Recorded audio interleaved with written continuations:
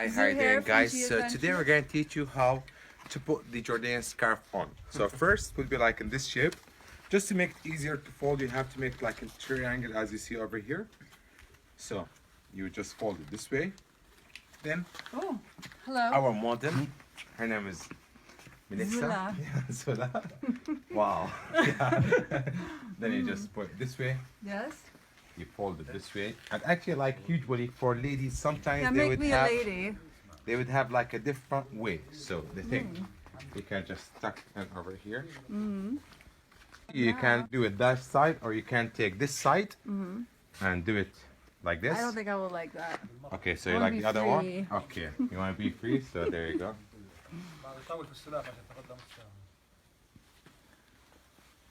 Over here.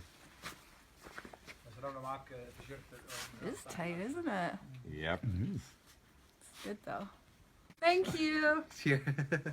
Might take your sunglasses, please. So, yeah, on your head. Yeah, this way. And actually, just you fold it, just to make it a little bit smaller if you want, like this. Then you take this side, put it this way. Then you just tuck it in over here.